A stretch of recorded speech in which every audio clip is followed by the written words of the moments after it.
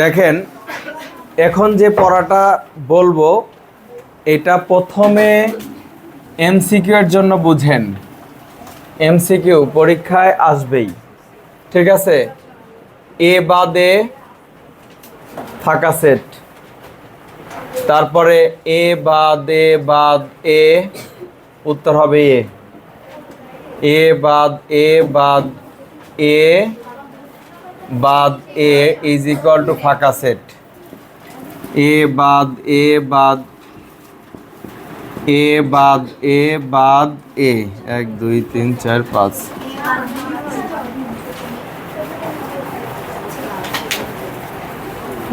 বলেও লাভ হয় না, এদের বলেও লাভ হয় না। এইখানে দেখবেন একই সেট যদি জোড় সংখ্যক থাকে ফাঁকা সেট, বিজোড় সংখ্যক থাকলে এ উত্তর। ক্লিয়ার? এখানে দেখেন জোড় সংখ্যক না ফাঁকা সেট, এখানে কি বিজোড় সংখ্যক এ না, এ উত্তর। এখানে কি জোড় সংখ্যক এ না, ফাঁকা সেট উত্তর। এখানে বিজোড় সংখ্যক এ। এখন আপনি কিভাবে এটা লিখে রাখবেন সেটা আপনি সিদ্ধান্ত নেন, সব কিছু লিখে দেওয়া যাবে না। একই সেটের যদি আমরা বাদ দেই, যদি সেটা জোড় সংখ্যক হয় তাহলে ফাঁকা সেট, আর বিজোড় সংখ্যক হইলে একটা সেট হবে, ঠিক আছে? এ হবে। তাহলে এখন আমরা এই 9 নম্বরের ক দেখেন, 9-এর কতে বলছে এ বাদে ইকুয়াল টু ফাঁকা সেট, এটা প্রমাণ করতে হবে, তাই না? তো 9-এর ক যদি আমরা করি তাহলে প্রথমে যে কাজটি করব সেটা হচ্ছে মনে করি এ বাদ এ, এক্স হচ্ছে এ বাদ এ সেটের,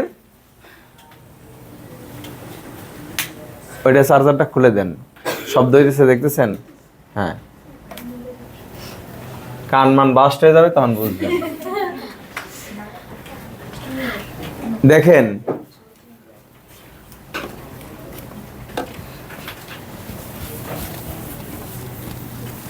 এখানে যখন দেখবেন সেটের উপাদান দেওয়া না থাকে তখন আমরা একটা উপাদান বিবেচনা করে নেই, একটা না কতগুলো উপাদান, এক্স চলক দিয়ে কতগুলো উপাদানকে বিবেচনা করে নেই, যে এক্স এমন কতগুলো সেটের উপাদানকে বোঝায় যারা এ বাদ বি সেটের মধ্যে আছে বলে মনে করা হয়, ঠিক আছে? আমি কিন্তু সব দেখি, ঠিক আছে? কে কি করতেছেন আমি সব দেখি। কিন্তু প্রথমে আপনি যেটা জানবেন এ বাদ বি এর গঠন পদ্ধতি। আমার এটা আমি অনেকবার লিখেছি, তারপরে আবারও লিখছি, যারা জানেন না তাদের জন্য, ঠিক আছে? এটা হইতেছে কি এ বাদ বি এর গঠন পদ্ধতি, প্রমাণ সহকারে সব করাইছি। তাহলে এ বাদ বি হইলে আমরা এটা লিখতে পারি। দেখেন তো এখানে সেম জিনিসটা আছে না, এ বাদ এ, বি এর জায়গায় এ আছে, তাহলে কি লিখবা? এক্স বিলং এ, তারপর এবং এক্স ডাজ নট বিলং এ, ঠিক আছে? তো এখন দেখো এক্স যদি এতে না থাকে, এক্স যদি এর মধ্যে নাই থাকে তাহলে কার মধ্যে থাকবে? আপনারা যারা নতুন আসছেন আমি জানি না আপনারা জানেন কি না, এক্স যদি এ সেটের মধ্যে থাকে তাহলে এক্স তার পূরক সেটে কখনোই থাকতে পারে না, ঠিক আছে? একটা ক্লাসের মাঝামাঝি আসলে একটু কষ্ট করতে হবে, আমি বলছি আপনারা বুঝবেন। এক্স যদি এ সেটের উপাদান হয় তাহলে এক্স এ প্রাইমের উপাদান হতে পারে না, এক্স এ প্রাইমের উপাদান হতে পারে না। তাহলে আপনি বলতেছেন এক্স এর মধ্যে নাই, তাহলে বলেন তো কার মধ্যে আছে? এ প্রাইমের মধ্যে আছে, এ প্রাইমের মধ্যে আছে। আচ্ছা, এবার বলেন তো যে এক্স বিলং এ আর এক্স বিলং এ প্রাইম। তো আমি শুধু এখানে এক্স বিলংটা নিলাম, এ নিলাম, আর ইন্টারসেকশন নিলাম, আর এ প্রাইম নিলাম। এই যে এবং বিলংসের সাথে যদি এবং থাকে তাহলে ইন্টারসেকশন হয়। আমরা প্রতিজ্ঞা একে পড়েছি, ঠিক আছে? এখন আপনি বলতেছেন এক্স এর মধ্যে থাকলে এক্স এ প্রাইমে থাকতেই পারে না। যদি থাকতে নাই পারে তাহলে আপনি নিশ্চিত এ আর এ প্রাইম হচ্ছে ফাঁকা সেট। এ আর এ প্রাইমের ইন্টারসেকশন ডেফিনেটলি ফাঁকা সেট, কারণ আপনি নিজেই বলছেন এক্স এতে থাকলে এক্স এ প্রাইমে থাকতে পারবে না। যদি আমি এটাকে সংযোগ করি, যদি সংযোগ করি তাহলে সার্বিক সেট হবে। ইন্টারসেকশন করলে ফাঁকা সেট হবে, সংযোগ করলে সার্বিক সেট হবে। কোনো সেট এবং ওই সেটের পূরক সেটের ইন্টারসেকশন ফাঁকা সেট, কারণ কোনো কমন উপাদান নাই, ঠিক আছে? তাহলে এখন আপনি কি বলবেন? এক্স বিলং, তাই না? সুতরাং আপনি এখানে লিখবেন এ বাদ এ উপসেট ফাঁকা সেট। যেটা ধরেছিলাম আর যেটা পেলাম, প্রতিজ্ঞা 1 2 3 তিনটার মধ্যেই প্রমাণ করে দেওয়া আছে। যারা মনে করেন যে স্যার আমরা কিছুই বুঝতেছি না, তারা দয়া করে ভিডিওগুলো দেখে নেবেন। 2টা ভিডিও মনে হয় দেওয়া হয়েছে, 2 বা 3টা, ঠিক আছে? ওগুলো না জানলে আপনারা কোনোভাবেই এগুলো বোঝানো যাবে না। পরীক্ষায় পাশ করা আর হইতেছে জানা অন্য একটা জিনিস, ঠিক আছে? শেখা অন্য ব্যাপার। আমরা এটা জানি যে যে কোনো সেট ফাঁকা সেটের উপসেট, যে কোনো সেট, সরি আমরা বলছি যে ফাঁকা সেট যে কোনো সেটের উপসেট, ঠিক আছে? আবার এখন এই ফাঁকা সেট উপসেট এ বাদ এ, এ বাদ একে তুমি একটা সেট হিসেবে স্বীকার করো, তাই না? এ বাদ একে তুমি একটা সেট হিসেবে স্বীকার করো, তাইলে ফাঁকা সেট যে কোনো সেটের উপসেট, এমন কি ফাঁকা সেট নিজেই নিজের উপসেট। যে কোনো সেট নিজেই নিজের উপসেট না? যে কোনো সেট নিজেই নিজের উপসেট, তাহলে ফাঁকা সেট তার উপসেট হবে না? ফাঁকা সেট নিজেই নিজের উপসেট। তো আমি বললাম যে ও ফাঁকা হোক, ও ফাঁকা সেট হোক, আর অন্য কিছু হোক, ওর একটা উপসেট আছে, সেটা ফাঁকা সেট, ঠিক তো? তাহলে তোমাদেরকে আমি যখন পড়ালাম বললাম এ উপসেট বি এবং বি উপসেট এ হলে এ আর বি সমান হবে। এটা হায়ার ম্যাথের পড়া না, এটা জেনারেল ম্যাথের পড়া। সেটের মধ্যে আছে সেটের সমতা। কিসে আছে? সেটের সমতাতে আছে। যারা পড়েননি দেখে নিতে পারেন, খুবই গুরুত্বপূর্ণ। এটা ছাড়া তো এখন আমি দেখেন এখানে এ বাদ এ উপসেট ফাঁকা সেট, আবার ফাঁকা সেট যে কোনো সেটের উপসেট, তাই আমরা সরাসরি লিখে দিতে পারি। তুমি যদি বলো স্যার এরকম করে প্রমাণ করে দেন, সেটাও দেওয়া যাবে, কিন্তু দরকার নাই। আমি এভাবেও প্রমাণ করে দিতে পারবো। এখান থেকে ফাঁকা সেট ধরে দেখো কিভাবে, আমি একটু বলছি তোমাদের। দেখো আমি এখানে সুতরাং বললাম যে এই সূত্র অনুসারে তুমি বলতে পারো এ বাদ এ ইজ ইকুয়াল টু ফাঁকা সেট। আচ্ছা, এখন মনে করো যে তুমি মনে করলা আমাদের বাম পক্ষ একবার মনে করতে হয়, ডান পক্ষ একবার মনে করতে হয়, তাহলে ডান পক্ষকে ফাঁকা সেট। তো মনে করি এক্স বিলং ফাঁকা সেট, তাহলে কি হবে? X belong A intersection A prime, এটা ফাঁকা সেট। তারপরে তুমি এক্স বিলং এ এবং আচ্ছা এই x belongs to A prime, তারপরে তুমি বললা এক্স বিলং এ এবং এক্স ডাজ নট বিলং এ। তো আমার তো বাম পক্ষ বানাইতে হবে, তাই না? এটা কার গঠন পদ্ধতি? তাকায় দেখেন, এটা কার গঠন পদ্ধতি? এ বাদ বি এর। তাইলে এখানে আপনি কি লিখবেন? এক্স বিলং এ বাদ এ, বি তো নাই, এ বাদ এ লিখবেন। তাহলে আপনি পাচ্ছেন কি? ফাঁকা সেট এ বাদ এ সেটের উপসেট। প্রমাণ করে দিতে পারেন, আর নইলে সরাসরি লিখে দিবেন, বাস শেষ। ক্লিয়ার, বোঝা গেছে? আচ্ছা, এটা শেষ। এখন 9 খ দেখেন। 9 খ কি আছে? এ বাদ এ ইজ ইকুয়াল টু এ। এটা প্রমাণ করতে হবে।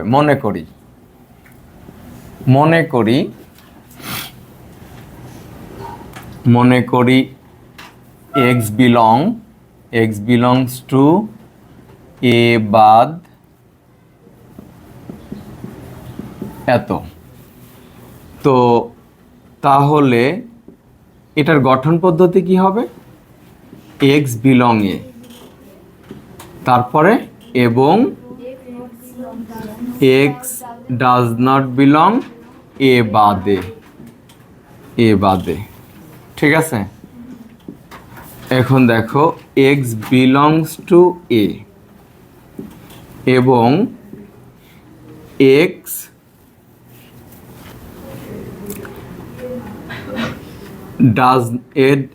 ডাজ নট বিলং কি? ফাঁকা সেট। এ বাদে কতে প্রমাণ করলাম না? এ বাদে ফাঁকা সেট। তুমি এখানে লিখে দিবা থার্ড ব্র্যাকেটে যে এ বাদে ইজ ইকুয়াল টু ফাঁকা সেট। বুঝতে পারছো? এখন বলো তো এটা কার গঠন পদ্ধতি? এ বাদ ফাঁকা সেটের গঠন পদ্ধতি। এক্স বিলং গঠন পদ্ধতি জানতে হবে বাবা, 4টা গঠন পদ্ধতি আছে। ঠিক আছে? এ বাদ ফাঁকা সেট। কোনো সেট থেকে যদি আমরা ফাঁকা সেটকে সরিয়ে দেই, ওই সেটই থাকে। তাহলে এক্স বিলং এ। তাহলে আমরা ধরেছিলাম এটাকে, এটা উপসেট এ, এটা পেলাম, তাই না? এখন আমরা বিপরীতটা করব, 2বার করতে হয়। ঠিক আছে? এখন আমরা পরের অংশ করব। আবার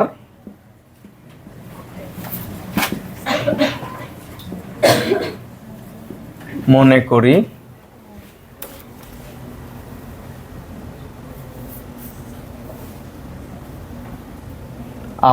করি লিখছো?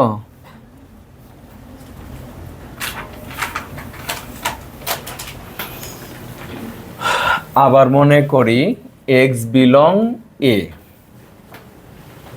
ডান পক্ষে আছে এক্স বিলংস টু এ, এটা লিখলাম। তাহলে এখন কি করবা? এক্স এতে আছে এবং আমি যে কাজটা করব, এক্স ডাজ নট বিলং ফাঁকা সেট, অথবা এখানে আচ্ছা একটা ফাঁকা সেট নিলাম। ঠিক আছে? তাতে করে কি, আচ্ছা আমি এভাবে যদি তোমাদের সমস্যা হয় তাহলে আমি এভাবে করি। এটা এ আর এটা এক জিনিস না? বলো, এক্স বিলং এ আর এর সাথে যদি এর থেকে যদি আমি ফাঁকা সেটকে বাদ দিই তাতে কি ফাঁকা সেট এ সেটের কোনো পরিবর্তন ঘটে? ঘটে না। তাহলে এক্স বিলং এ, এটার গঠন পদ্ধতি কি হবে? এবং এক্স ডাজ নট বিলং ফাঁকা সেট।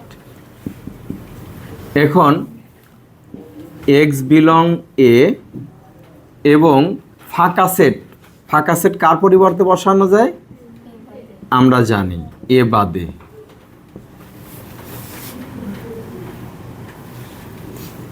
তাহলে এখন এটা কার গঠন পদ্ধতি? এ বাদ এ বাদের। তাহলে এক্স বিলং এ বাদ এ বাদে। দেখো আবার বাম পক্ষ পেয়ে গেলাম। ঠিক আছে, এ বাদ এ উপসেট এ। এখন আমরা সমান বলতে পারবো, তাই না? সরি, আমি কি ভুল লিখলাম নাকি? উল্টা লিখছি। এ উপসেট এ বাদ এ বাদে। সুতরাং এ বাদ এ বাদ এ ইজ ইকুয়াল টু এ। ঠিক আছে, প্রমাণ হয়ে গেল।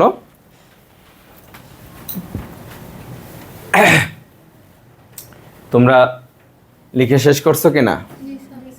শেষ করলে আমাকে বলবা।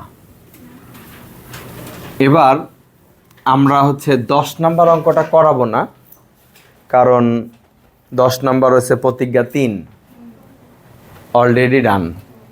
ঠিক আছে, এই কারণে আমরা ওটা আর করছি না। ঠিক আছে, ওটা তোমাদের কাজ।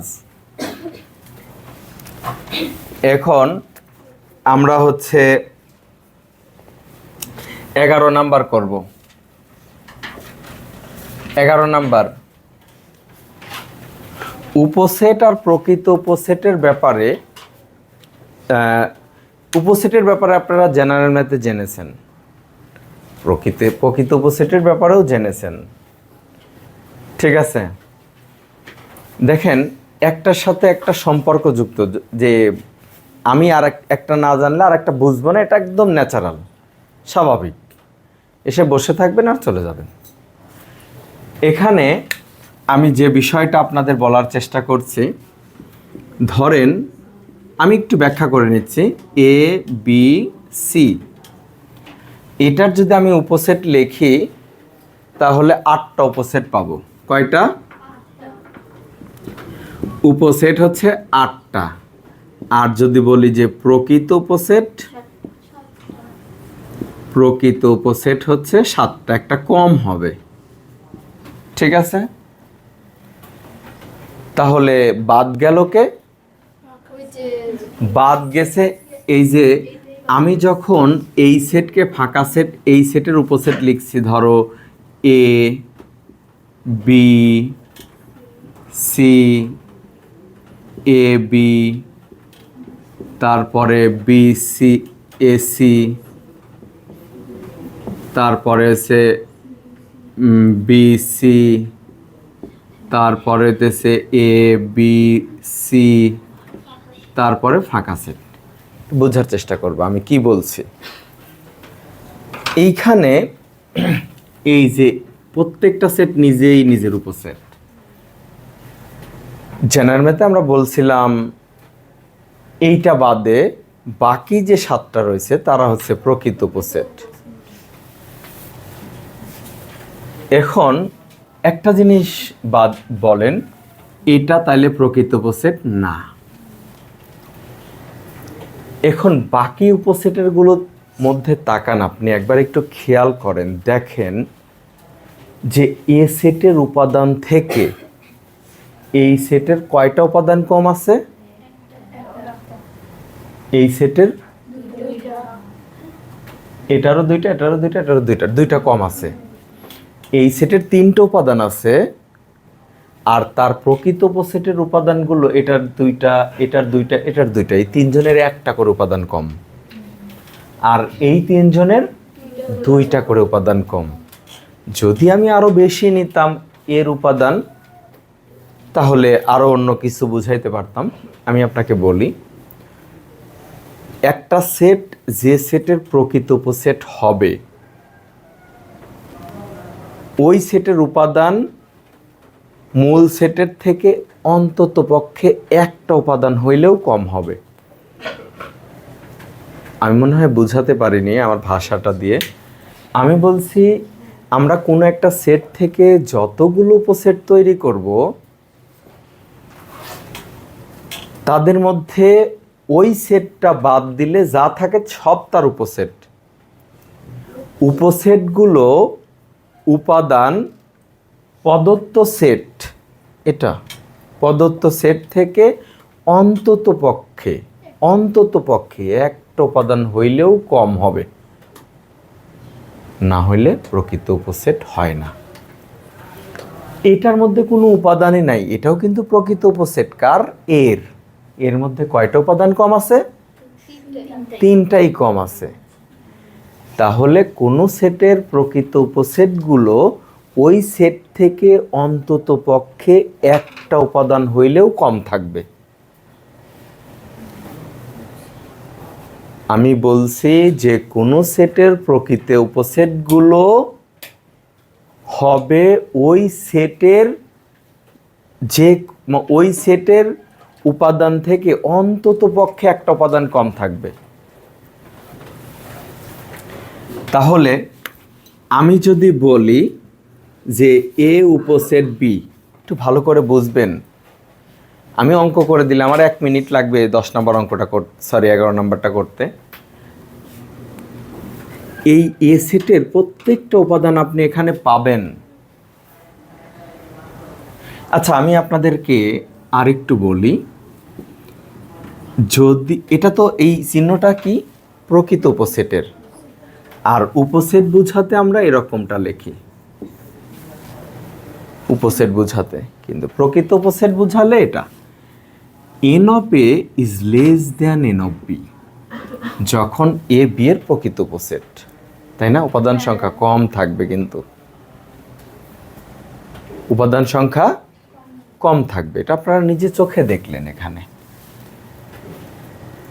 ঠিক আছে? এখন আপনি বলতেছেন এ যদি বি এর প্রকৃত উপসেট হয়, তাহলে এর সব উপাদান বিতে পাওয়া যাবে। বি এর অন্তত একটা উপাদান আছে, বি এর অন্তত এমন একটা, অন্তত মানে কমপক্ষে এমন একটা উপাদান আছে যা এতে আমরা কোনো দিনও খুঁজে পাবো না। আমি কি বুঝাইতে পারছি? বি যদি এর প্রকৃত উপসেট হয়, এর সব উপাদান পাবেন আপনি বিতে, কিন্তু বি এর মধ্যে অন্তত পক্ষে মানে কমপক্ষে একটা এমন উপাদান আছে যা এতে নাই। এখন আমি আপনার বোঝানোর জন্য বলছি, বলেন তো x belongs to A, x এমন কতগুলো উপাদান যা এতে আছে, এক্স এমন কতগুলো উপাদান যা এতে আছে। তাহলে আমি কি এটা থেকে বলতে পারি না যে এক্স এর উপাদান বিতেও বিদ্যমান? আপনি তো বলছেন এ বি এর প্রকৃত উপসেট, আর একটু আগেই স্বীকার করলেন এর সব উপাদান বিতে আছে। তাইলে এক্স এমন কতগুলো উপাদান যা এতে আছে, তাহলে আপনি এটা নিশ্চিত যে এর মধ্যে যে উপাদান আছে তা অবশ্যই বিতে আছে। অর্থাৎ এক্স কোথায় আছে? বিতে আছে, থাকবেই, পাওয়াই যাবে, বি এর মধ্যে পাবই। আমি বলছি এর মধ্যে যত উপাদান আছে সব বিতে আছে, তাই এর যত উপাদান আছে সবগুলোর নাম দিলাম কি? এক্স। তাহলে এক্স এতে থাকার মানে এক্স বিতে আছে। এবার যদি আমি আপনাকে এভাবে বলি যে কন্ডিশনটা এরকম, এ উপসেট বি হলে এক্স এক্স এর উপাদান এবং এক্স বি এর উপাদান, রাইট? এখন আমি যদি এই শর্তটাকে বিবেচনা করি, আমি এটা আপনাকে বলতে পারি এক্স যদি বি এর উপাদান হয়, তাহলে আপনি কি এখন বলবেন এবং এক্স এরও উপাদান?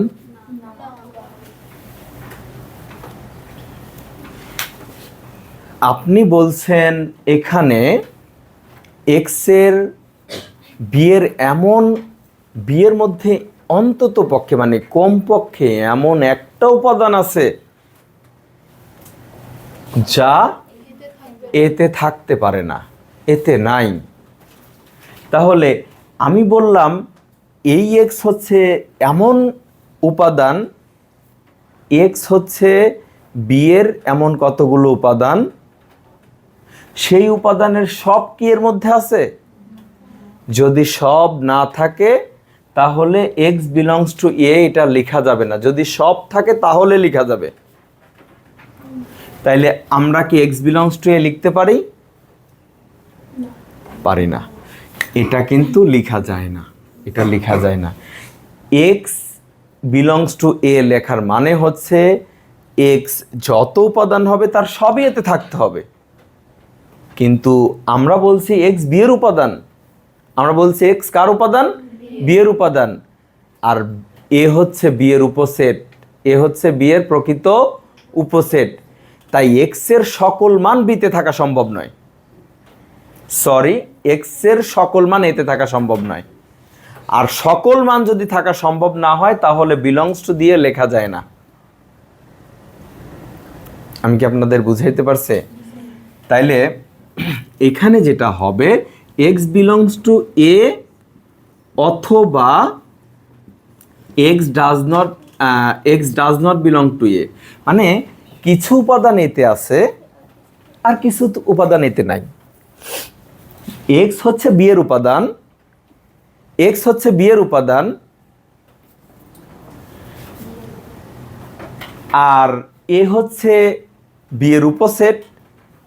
তাই এর কিছু উপাদান এর কিছু উপাদান অবশ্যই বির সাথে মিলবে, থাকবে, বিয়ের মধ্যে থাকবে।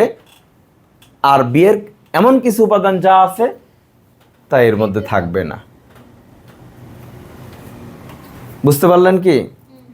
তাহলে যদি আমি এটা বলি যে এক্স এর উপাদান, তাহলে এক্স বির উপাদান, কারণ এক্স এর সব উপাদান বিতে আছে, তাই আমরা বিলংস টু লিখতে পারি। ক্লিয়ার?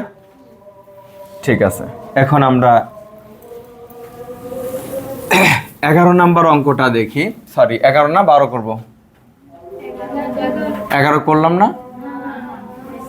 11ই করল, 10 তো বললাম না, প্রতিজ্ঞা 3, 11 করলাম, এখন 12 করব।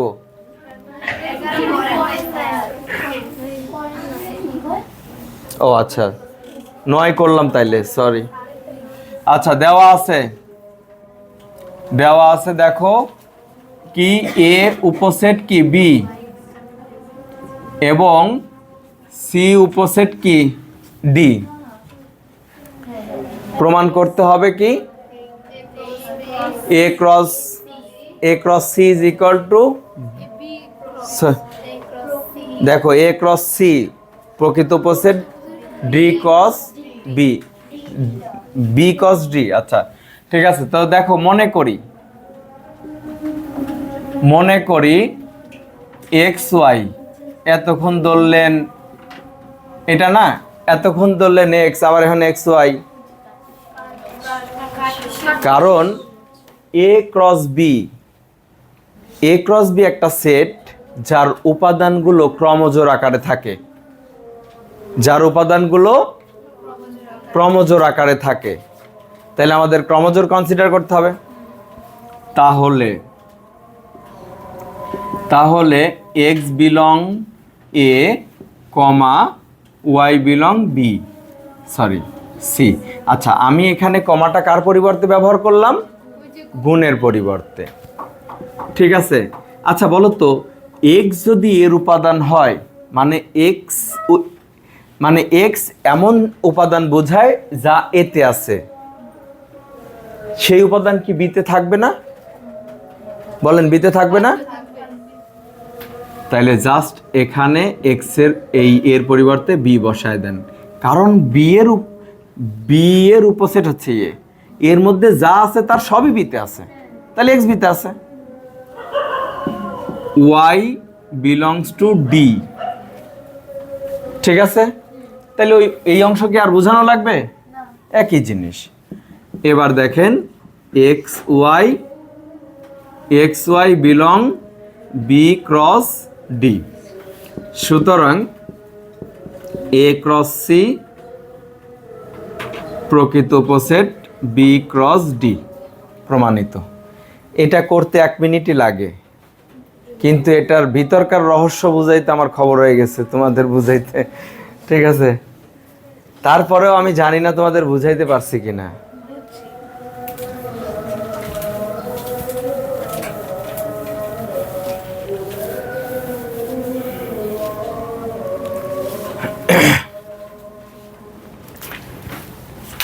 দেখো, আমরা এটা শেষ করলাম, আমরা এখন 12 নাম্বার করব। এখনো মুছেন না, তাড়াতাড়ি করেন। 12 নাম্বার দেওয়া আছে a is equal to 1 2 3 dot dot n এবং b is equal to 1 2 2 square 2 two the power n minus 1। এটা এখন আমি এখানে বলছে সেট দুটি সমতুল। কি বলছে? সেট দুটি সমতুল। সমতুল করতে হলে এক এক মিল দেখাতে হবে। কি বলছি? এক এক মিল দেখাতে হবে। এক এক মিল কখন হয়? যখন উপাদান সংখ্যা সমান হয় দুইটা সেটের। এক এক মিল কখন হয়? যখন দুইটা সেটের উপাদান সংখ্যা সমান হবে, তখন সেট দুটি এক এক হবে। আর আমি তোমাদেরকে বলেছিলাম এই চিহ্নটা দিয়ে কি বুঝো? এ ও বি সেট দ্বয় এক এক। এ ও বি সেটের মধ্যে এক এক মিল বিদ্যমান। আর আমি এটা বলছিলাম এটা সমতুল। এটাকে কি বলবো? সমতুল চিহ্ন। এই যে এই চিহ্নটাকে কি বলছি? সমতুল। সমতুল কখন হয়? যখন এক এক হয়। এক এক কখন হয়? যখন উপাদান সংখ্যা সমান হয়। মনে রাখবেন, সমতুল হতে হলে এক এক হতে হবে, আবার এক এক হতে হলে উপাদান সংখ্যা সমান হতে হবে।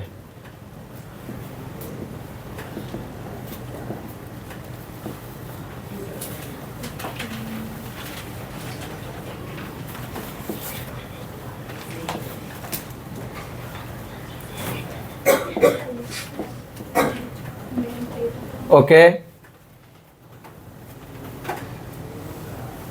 এটাকে আমরা কি পড়ি? এক এক মিল। এক এক মিল। আর এটা হচ্ছে এ ও বি সমতুল। একটু জোরে বলেন, আমিও শুনতেছি। এ ও বি সমতুল। ঠিক আছে,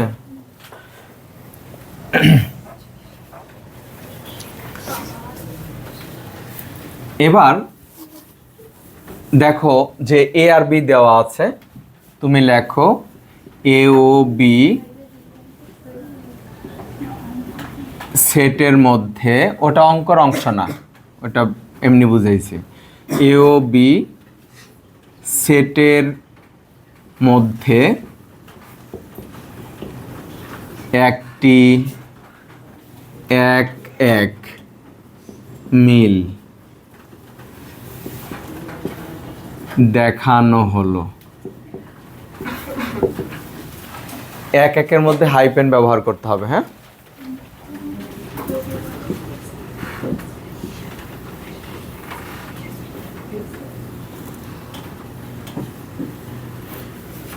ওয়ান টু থ্রি এন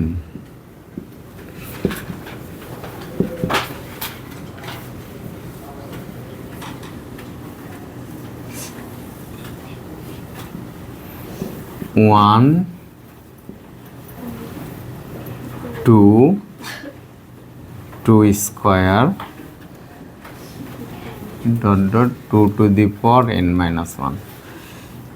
এটার সাথে এটার মিল দেখাইলাম, এটার সাথে এটার মিল দেখাইলাম, এটার সাথে এটার মিল দেখাইলাম, আর এটার সাথে এটার। ঠিক আছে, বোঝা গেছে? এক এক মিল হয়ে গেছে। এখন আমরা বলবো যে সুতরাং এ ও বি সেট দুইটি সমতুল দেখানো হলো। ঠিক আছে, তুলে ফেলেন তাড়াতাড়ি। শেষ।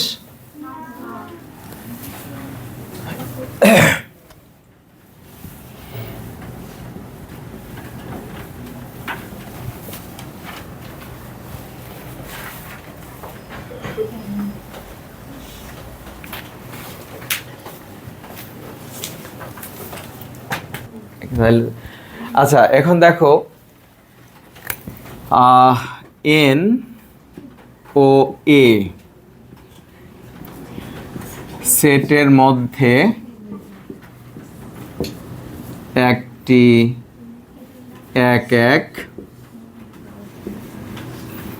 মিল দেখানো হলো।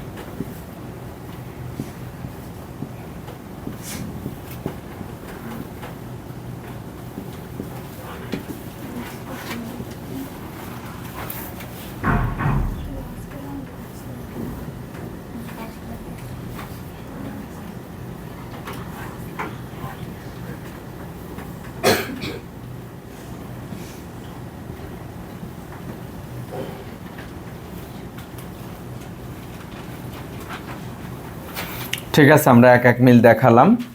তো এখানে এন ও এ সেট দুইটি সমতুল এবং এন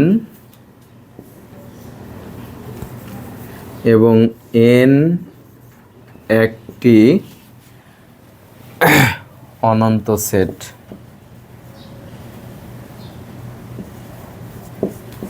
এন একটি অনন্ত সেট। সুতরাং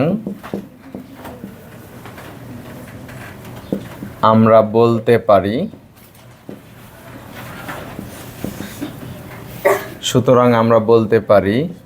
এ একটি অনন্ত সেট। এ একটি অনন্ত সেট। সুতরাং আমরা বলতে পারি এ একটি অনন্ত সেট। তাইলে এখন কি লিখবা শেষে? এখানেই প্রমাণ না, বাংলায় লিখে দিবা। স্বাভাবিক সংখ্যাসমূহের বর্গের সেট একটি অনন্ত সেট দেখানো হলো। স্বাভাবিক, বই দেখে দেখে লিখবা, প্রশ্নের মধ্যে লেখা আছে।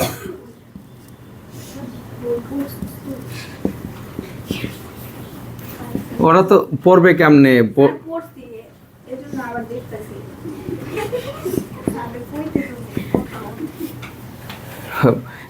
তোমরা উত্তর করো কিন্তু কার উত্তর করো সেটা জানো না, ঠিক আছে? স্বাভাবিক সংখ্যাসমূহের বর্গের সেট একটি অনন্ত অনন্ত জলিল। হ্যাঁ,